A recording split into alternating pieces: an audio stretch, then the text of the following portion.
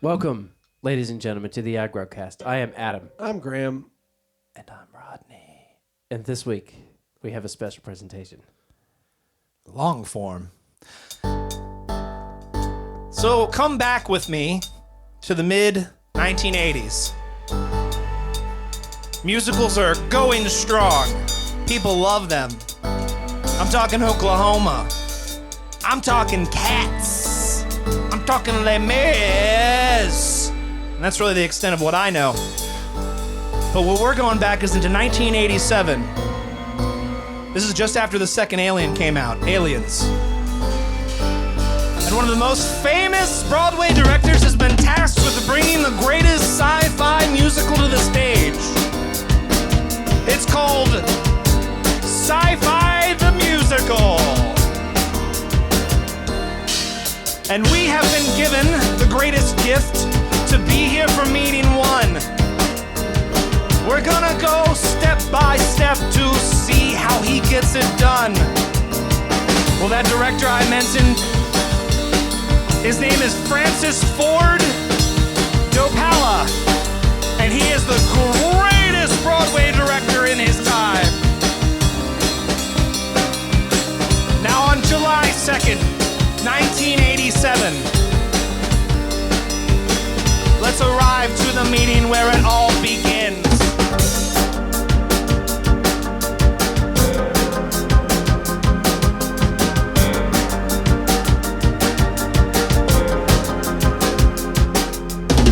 Now that I have hit the ceremonial drum, we can start the session. I am Ford Dopolla, the greatest Broadway director. This is 1987, July 2nd, and we are here to start the show. This is the beginning of the end, because when we're done, we're going to be a Broadway hit. Now, what I've done is I've brought in the America's greatest scientists and America's most popular nerds. They are here to direct me on the content of this show. SCI-FI the Musical. Now with one more hit, let's begin to read through the script. We have a strong female character, and the shit is about to hit the fan. With a little bit of foreshadowing, we can see it begins the plan. Let's put her in a rocket ship, shoot her to space. So she goes to space, in this deep dark space. But back home, she has a lot of problems with her family. She's going through divorce proceedings. Her children have become estranged. It's the only place she can go is forward, and forward is into space. So I think for the first song, it should be kind of sad, but also very hopeful. It's a very hopeful song about the future in the space with her family back at home in the earth. Yeah, listen, it goes like this. I'm going to sing it in my falsetto.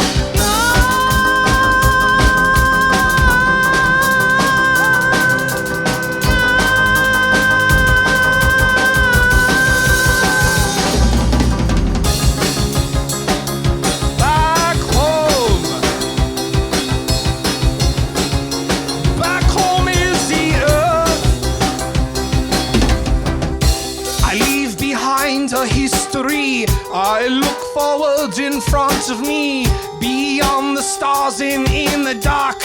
I am that tiny little spark. I am a middle-aged woman trying to find my path. I've left back my family back on the earth. So in the rocket, she goes further and further, and the darkness goes all around her. Now to set the stage of danger, it has to seem safe. So at the beginning, she's got an uninterrupted communication with the earth, right? And they're communicating to her daily, right? It's like, how are you? How are you feeling? How are you doing? And she's like, I'm doing good. All these science projects are going great. But what is this in the sea of space. Now I must face an existential crisis and a physical one in this ship in space. So I dock. That's what they've told me it is. It's called docking. So she brings her ship up to the other one. Do not worry, we'll figure out all of the stage issues when we get there. So they pulls the ship up to the van that she is found floating near the sun. It's raining, not sure to breathe. Oxygen in this derelict she sees. Hello, is anyone there?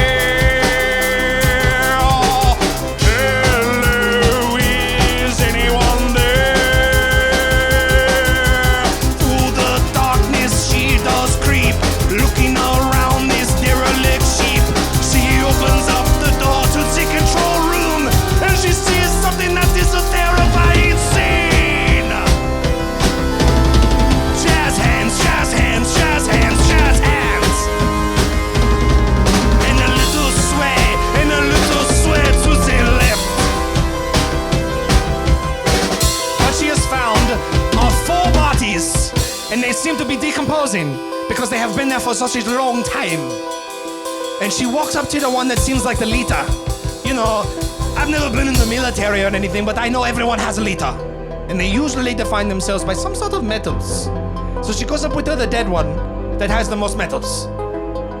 And in front of him is a little journal that starts out in ink but ends in blood. It sets up that something very terrible has happened here. And now is the time for the musical scene where the decomposing bodies get up together and they start to sing. Hey!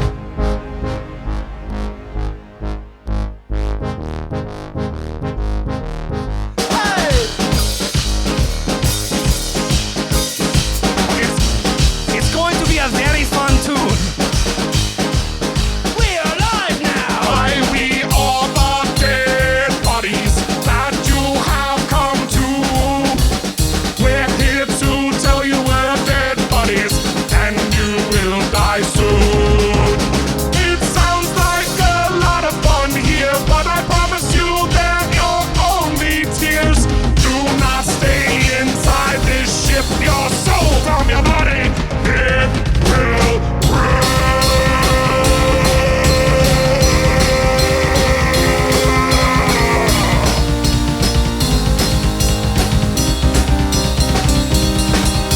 So after that very terrifying little jingle that they sing, it seems like everything is going to be a terrible thing.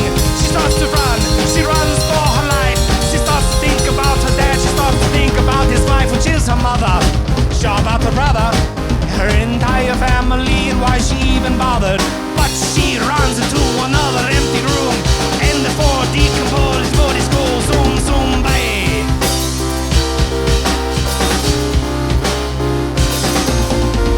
So that's it for day one. Let's take a break. Here is the ceremonial bell.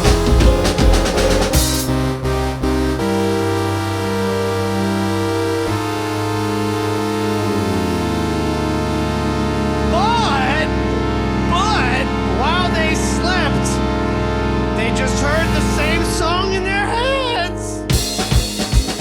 All of the creators of the show, is that what you're talking about? Okay. So as... Just kidding. No, I like this. Let's go. Everyone went home after the meeting. All their spirits were fleeting. They thought to themselves, how could they do? How could they make a spaceship fly through the audience so they could see all the things inside of me?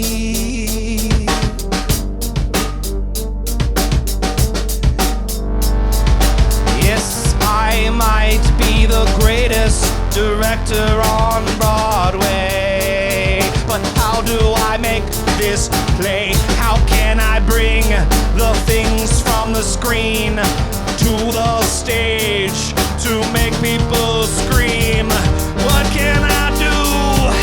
How can I plan to bring that ship, make that heroine woman fight that alien and get it done? I wanna make this Broadway show.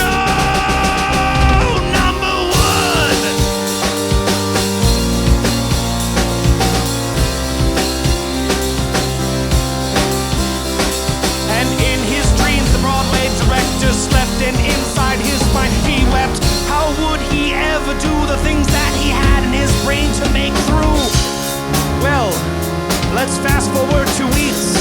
They've had 13 meetings, and it's about to peak. They're at the rising climax of the play. So during this entire event, after the lady found the ship, after her time was spent, she found an entire group of colonists that had been living on the planet. She didn't know, but she's a biologist. She's gonna figure this out and understand why these evil ghosts live in this sky. What to do, how to get through to the end.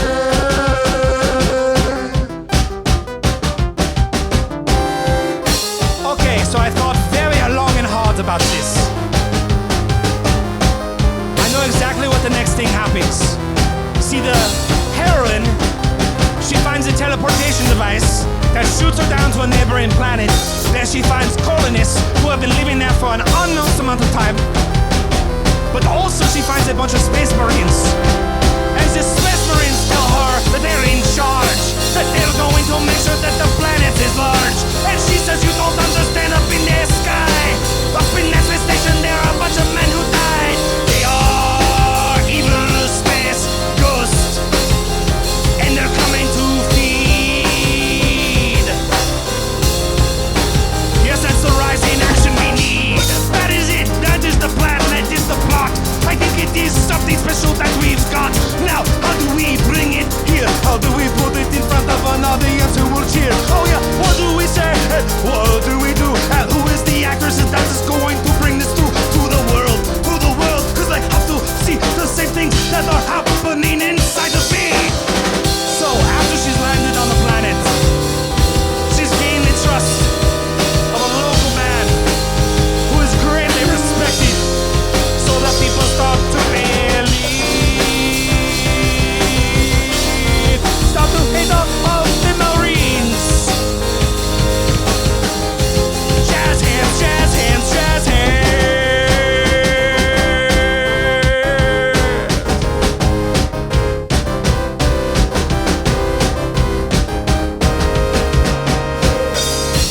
So the next portion of this play is every single kind of day. Our heroine, she learns of the ways and becomes a better mother she would have been. But then one day she looks to the sky, and right in front of her brown eyes, yes, they have to be brown, that is a specific fact. But hey, look into the sky, what the fuck is that?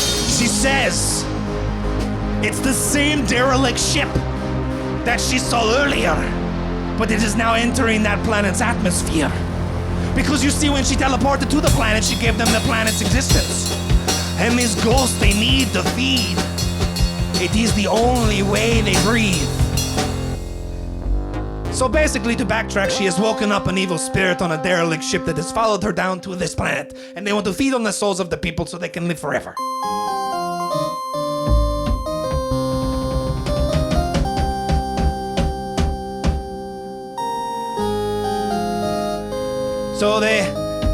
So at the climax, right? How did they fight them? What happens? Okay. So her best friend that she has become to know on this planet becomes possessed by the spirits of the ship. And the spirit of the ship, it possesses these people. So she has to make a decision whether to save the planet or to kill her new best friends. What to do? What do I say? How do I make these spirits go away? She says to herself, like an audience is listening, and they will be, 'cause we're gonna sell so many tickets. People love this shit. I know exactly how to do it. They love the Star Trek, the Star Wars, and everything in between. Let's set the scene. So the ghosts, they're inside of his friend. She has to kill them, she has to end.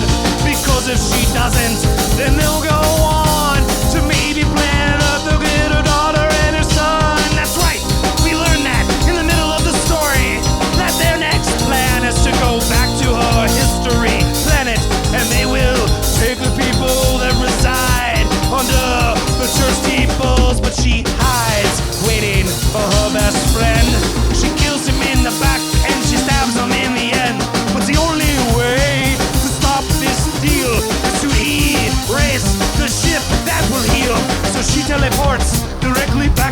ship, and she realizes she has to destroy all of it. It's her and those four Marines I mentioned earlier. They've gotten along, and now they're friends at this point in the song. They get together, jazz hands, jazz hands, jazz hands. They start to sing, jazz hands, jazz hands, jazz hands. Now guys, this is the big point of the musical. This is the song we will bring back later for the big finale. We have discovered a threat bigger than us, and now we are all best friends. We will stop these ghosts. We have to get them off our coast. So there are 5 teleportation devices that take them back to the ship, and they are not nices. They are there to do the deal, to blow up the ship. Because this is real, this isn't fiction. Oh, it's science fiction.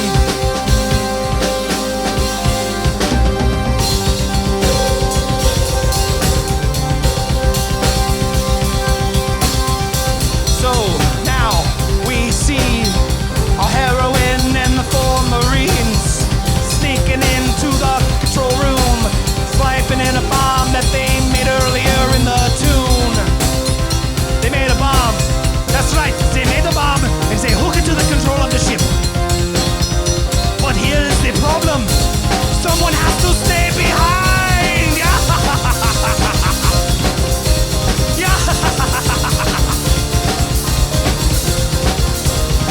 I'm sorry, I've gotten carried away. I love it.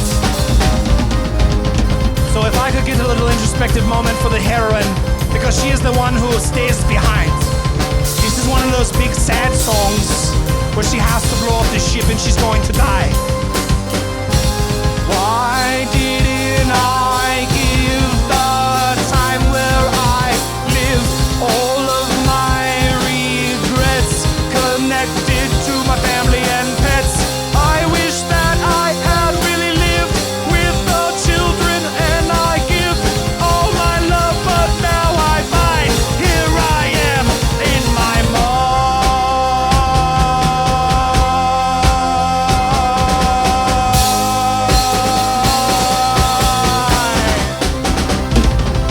And the countdown begins as the Marines teleport, and it goes from the 10 to the number 4.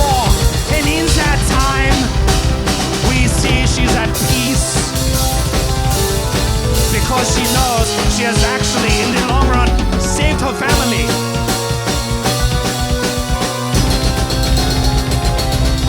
And also has united all the planets. So if you remember, this is where that big song comes in for the finale.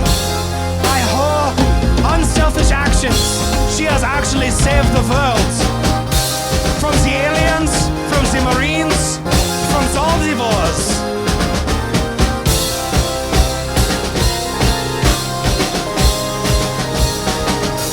And now the planets get along now. And this, my friends, is the greatest sci-fi musical ever produced. Space Jazz Hands. Space Jazz Hands. Jazz Hands. Jazz Hands. Jazz Hands. It's a work in progress, okay? The meeting is adjourned. Hey, AdGrodians. check us out on Instagram at AdGRodRVA. That is AdGRODRVA.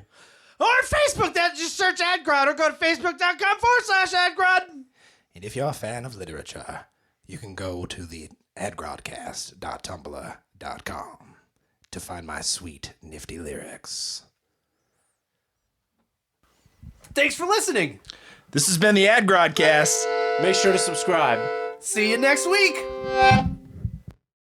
The AdGrodcast is part of the RVA Podcast Network. Please visit rvapodcast.org for more information.